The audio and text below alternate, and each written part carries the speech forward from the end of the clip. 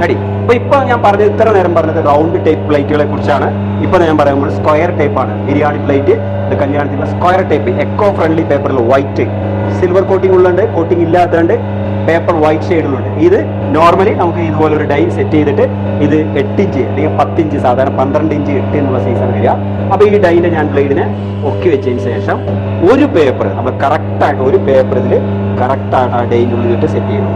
ഇത് വളയാതെ നമുക്ക് സെറ്റ് ചെയ്യാൻ പറ്റും. അതിന് സ്കെയിൽ അളവിട്ട് വെച്ചിട്ടുണ്ട്, അവിടെ കാണാം. കറക്റ്റ് പൊസിഷനിൽ കൊണ്ട് വെച്ചതിന് ശേഷം ലിവർ താഴിലോട്ട് അടിക്കി നോക്കാം. കറക്റ്റായിട്ട് അപ്ലൈ ചെയ്ത് പ്രസ് ചെയ്യണം. ഇത് എത്ര സെക്കൻഡ് വെക്കുന്നോ അതിനനുസരിച്ച് ആ പ്രഷർ കൊടുക്കും. കാരണം കുഴി നല്ല റൗണ്ടിൽ വരും. വീണ്ടും ഞാൻ ആ ലിവർ മുകളിലോട്ട് വരുന്നുണ്ട്. അപ്പൊ ഷേപ്പ് നോക്കുക, എത്ര ഈസി ആയിട്ടാണ് ആ സ്ക്വയർ പ്ലേറ്റ് അടിച്ചിരിക്കുന്നത് നോക്കുക. വളരെ ഷേപ്പ് കൃത്യമായി വന്നിട്ടുണ്ട്. ഇത് സിൽവർ കോട്ടിംഗ് ഉണ്ട് എന്ന് പറഞ്ഞു, ഇതേ തന്നെ വൈറ്റ് ഷെയ്ഡും ഉണ്ട് എന്ന് പറഞ്ഞു. ഇതിൽ ലോഗോ വരെ നമ്മുടെ കമ്പനിയുടെ അടിച്ചു കൊടുക്കാൻ പറ്റും.